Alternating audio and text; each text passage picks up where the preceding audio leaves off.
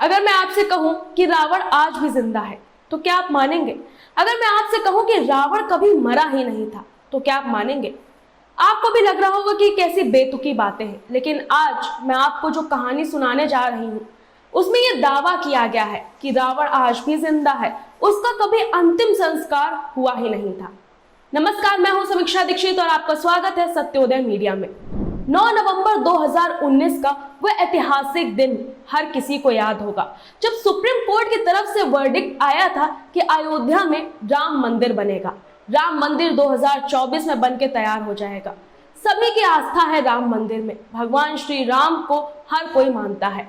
कई लोग इसके कट्टर सपोर्टर भी हैं, तो कई लोग ये भी कहते हैं कि ये सिर्फ एक किताब है, एक माइथोलॉजी है और ऐसा कभी कुछ हुआ ही नहीं था। कई लोग इन चीजों को सही मानते हैं तो कई लोग इन चीजों को गलत भी मानते हैं। शायद आपने भी सुनी होगी, लोगों के बीच ये बातें चलती रहती हैं कि भगवान राम थे ही नहीं, सीता माता थी ही नहीं, रावण का तो कोई जिक्र बनता ही नहीं है क्योंकि कहीं पर कोई सबूत नहीं मिला, कोई पुख्ता सबूत नहीं है। ऐसी कई चीजें आप भी लोगों से डिबेट करते होंगे या लोग आपसे करते होंगे, लेकिन रावण आज भी जिंदा है। आपने अगर रामायण पढ़ी हो, देखी हो, उसकी कहानियां सुनी हो तो उसमें यही बताया जाता है कि कैसे रावण सीता माता को उठाकर लेके गया था, जिसके बाद भगवान राम ने रावण से युद्ध किया था और सीता माता को वो वापस लेके आए थे और रावण से युद्ध किया, रावण को मार दिया था। उसके बाद उन्होंने विभीषण से कहा था कि तुम रावण का अंतिम संस्कार करोगे, साथ ही लंका अब तुम्हारी है। कहा जाता है कि उस वक्त दो बातें सामने आई थी कि विभीषण, पहली चीज तो सत्ता के नशे में चूर था। विभीषण को रावण की गद्दी मिल गई थी, लंका मिल गई थी, वही लंका जिस पर वो राज करने जा रहा था। इसके बाद ये भी कहा जाता है कि विभीषण रावण को एक राक्षस मानता था, अपना भाई नहीं मानता था। इस वजह से भी उसने अंतिम संस्कार नहीं किया था। अच्छा, रावण की अगर लंका की बात हम करें तो इसको लेकर भी एक स्टोरी है। कहा जाता है कि रावण भगवान शिव का बहुत बड़ा भक्त था। भगवान शिव की आराधना में वो दिन भर भगवान शिव की आराधना करता था, तो भगवान शिव भी उससे प्रसन्न रहते थे।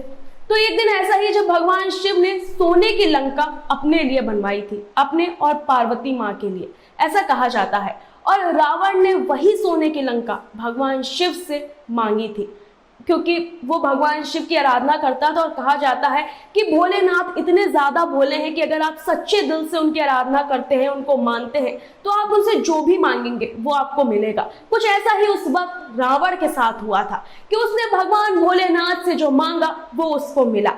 लेकिन वो कहते हैं ना, आपका काल कब आएगा ये पहले से ही निश्चित होता है, तो वैसा ही कुछ रावण के साथ भी था।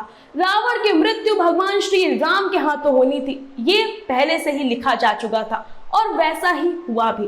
रावण की मृत्यु भगवान श्री राम के हाथों हुई, लेकिन उसका अंतिम संस्कार विभीषण के हाथों होना था, जो कि कहा जाता है हुआ नहीं।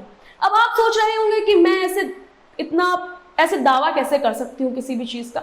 तो हाल ही में अभी एक रिसर्च हुई थी जो श्रीलंका के टूरिज्म मिनिस्ट्री की तरफ से की गई थी, जिसमें बताया गया था कि रावण आज भी जिंदा है। श्रीलंका में एक जगह है, रेंगला जगह, वो एक जंगल है। रेंगला जंगल में एक गुफा है, कहा जाता है, जहां आज भी रावण की पूरी गृहस्थी है। रावण के पास जो सोना चांदी जो कुछ भी था वो आज भी वहां पर है। रावण का पूरा खजाना आज उसी गुफा में है। जिस वक्त रावण को मारा था और उसका अंतिम संस्कार के लिए भगवान श्री राम ने उसके डेड बॉडी को अब विभीषण को दिया था और कहा था उसे अंतिम संस्कार करने के लिए, तो विभीषण ने उसका अंतिम संस्कार ना करके उस बॉडी को ऐसे ही जंगलों में छोड़ दिया था। कहा जाता है उस वक्त राक्षस आए थे रावण की उस बॉडी को ले जाने के लिए। राक्षस रावण की डेड बॉडी को लेकर गए थे रेंगला जंगल की उसी गुफा में। उन्होंने वहां पर उस बॉडी को रखा था और उनको लगता था कि रावण फिर से जीवित हो सकता है। हो सकता है रावण अभी पूरी तरह से मरा ना हो सकता है रावण फिर से वापस आ जाए, लेकिन ऐसा हुआ नहीं। रावण फिर से जीवित तो नहीं हुआ। तो आपने भी सुना होगा कि इजिप्ट में ममीज होती हैं, उनके बॉडी पर एक स्पेशल तरीके का लेप लगाया जाता है, कई केमिकल्स का यूज किया जाता है, जिसकी वजह से बॉडी सालों साल नहीं सड़ती है और बाद में उसके ऊपर पट्टी लपेट दी जाती है और उसको एक बॉक्स में बंद कर दिया जाता है। कुछ ऐसा ही उस वक्त किया उन राक्षसों ने रावण की बॉडी के साथ। उन्होंने रावण की बॉडी पर एक लेप लगाया, जिसको उन्होंने जो एक पट्टी में लपेट दिया, और उसके बाद ऐसे ही उन्होंने उस गुफा में एक बक्सा तरीके का था उस वक्त, उसमें उन्होंने रावण की बॉडी को रखा और उस बक्से को बंद कर दिया। सालों साल तक वो बॉडी वहीं रखी रही और कहा जाता है कि आज भी उस गुफा में रावण की डेड बॉडी है, क्योंकि अब हर जगह जाना पॉसिबल हो चुका है। जैसे कि हमने इसके पहले वाले वीडियो में एक वीडियो हमने बनाया था कैलाश पर्वत को लेकर, तो अगर आप कैलाश पर्वत को लेकर जानना चाहते हैं कि वो कितना रहस्यमय है, तो हम उसका लिंक जो है अपने डिस्क्रिप्शन में दे देंगे, आप वो वीडियो भी जाकर देख सकते हैं। तो इस तरीके के कई रहस्य हैं, लेकिन रेंगला पर्वत ना तो इतनी ऊंचाई पर है, ना तो वहां पर कुछ इतना जाना इतना डिफिकल्ट है। आप हेलीकॉप्टर से भी वहां पर जा सकते हैं, उसके ऊपर से एरोप्लेन भी निकल सकता है, लेकिन आज तक वहां पर कोई नहीं जा पाया है।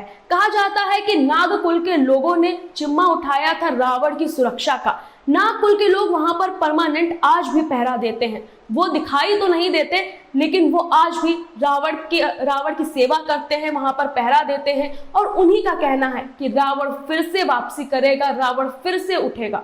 और क्या होगा आगे ये किसी को नहीं पता, लेकिन इस तरीके का दावा किया जाता है। और जैसा कि अगर हम श्रीलंका के टूरिज्म मिनिस्ट्री की बात करें, तो उन्होंने ये भी कहा था कि वहां पर हिमालय पर्वत के कुछ श्रीलंका में अवशेष मिले हैं, जैसे कि हनुमान जी जो जड़ी बूटी लेकर आए थे लक्ष्मण जी के लिए, जब वो पूरा पर्वत ही उठा लाए थे। तो कहा जाता है कि जैसा हिमालय पर्वत है, एक वैसा ही पर्वत श्रीलंका में भी है। तो ये बात तो साफ है कि ऐसी कोई ना कोई घटना हुई जरूर थी। और अगर रावण की बात करें तो ये बात सच है कि रावण का अंतिम संस्कार नहीं हुआ था, और नागकुल के लोग आज भी रावण की पहरेदारी करते हैं, रावण का जो खजाना है उसकी पहरेदारी करते हैं। और नागकुल के लोगों का कहना है कि रावण कभी भी उठ सकता है, वही रावण जिसके लिए कहा जाता था कि उसके 10 सिर हैं, वो स्फटिक की माला पहनता था और वो सबसे ज्यादा शक्तिशाली था, लेकिन वो घमंड में चूर था और काल उसके सर पर मंडरा रहा था, इसलिए भगवान राम के हाथों रावण मारा गया। उसका अंतिम संस्कार आज भी नहीं हो पाया। ये बातें काल्पनिक हैं या नहीं, ये तो बताना मुश्किल है, लेकिन क्या आप इन बातों पर विश्वास करते हैं? हमें कमेंट करके जरूर बताइएगा। साथ ही ऐसी और भी कहानियां हम आपके लिए लेकर आते रहेंगे। तब तक आप हमारे साथ सत्योदय मीडिया पर बने रहिए।